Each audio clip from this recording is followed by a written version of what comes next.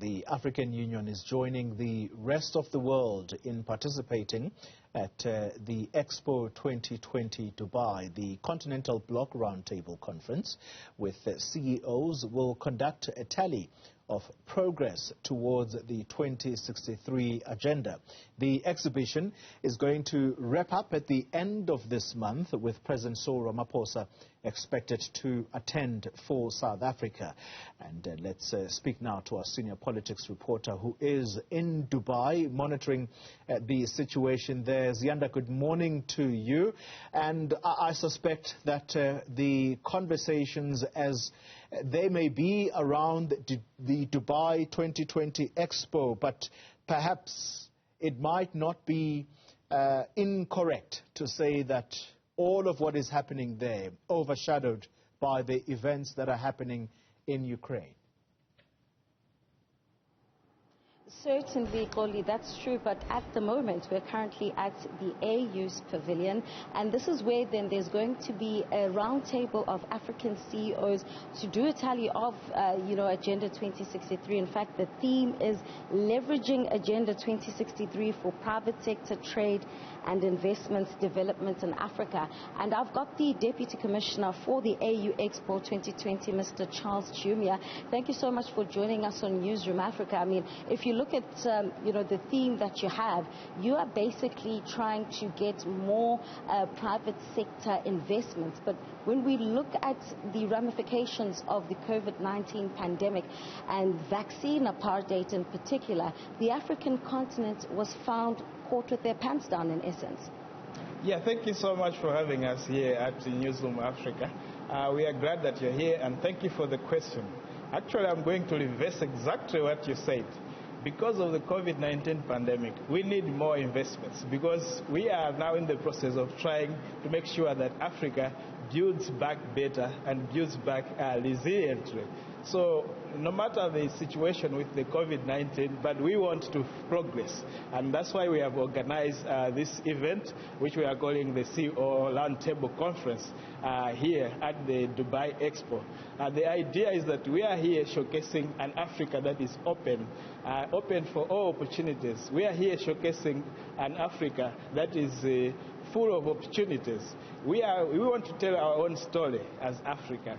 We don't want anyone else to tell it, but we thought that this Expo is a good stage for us to tell that African story. So yes, we need investments right now to help us build better going forward.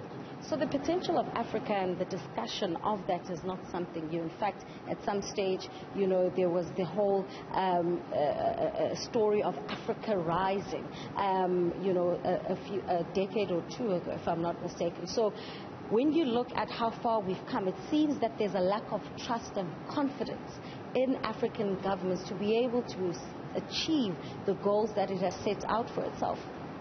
Yeah, thank you so much for that question. Yes, Africa is rising. And as I said, we are here to continue emphasizing that story, that this is a rising continent, this is a rising place where we have all the opportunities that we need. And that's why you see that our agenda today is about leveraging Agenda 2063, the Africa we want, for trade and investments development in the continent. What we are saying is that we have now this framework which not only Africans but the whole world can trust that we are going to deliver. That's why we are here emphasizing the same message to say we want to deliver on Agenda 2063, the Africa that we want, and on its aspiration of the African people. So there might be that mistrust, but we are here to say with Agenda 2063, which covers all spheres from agriculture, health, education, Africa is ready to go to the next level. Thank you. But Africa is not particularly insulated from what's happening at a global scale. I mean, if you look at the current conflict, the Ukraine-Russia conflict, Africa is also said to be adversely affected. What does the African Union have to say about this, as you are now here in Dubai, knowing what's taking place in other parts of the world? As you know, Africa is an advocate for peace, because we know that peace is a major ingredient when you want development. Without peace, we can't develop. That's why you see that even the Agenda 2063 that I was talking about, we have one of the projects that we are calling Silencing the Guns. And it is our sincere hope that this conflict that is happening now, because some of the African countries do business with both Russia and Ukraine, and we believe that that can have an effect. But we are looking and tirelessly joining the whole world, calling for peace between Russia and Ukraine, and we believe that that is going to be achieved going forward. All right, there you have it, Koli. That's Mr. Charles Chiumya.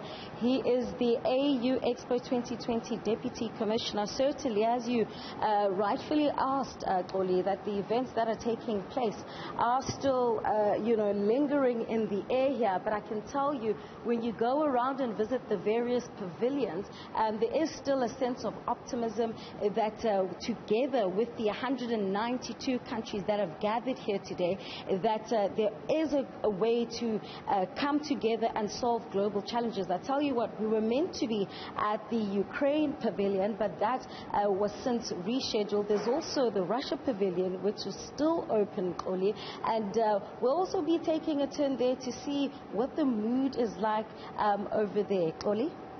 That's Ziyanda Ngcobo, senior politics reporter, live for us in Dubai. And this as we wrap up the Dubai 2020 Expo this month.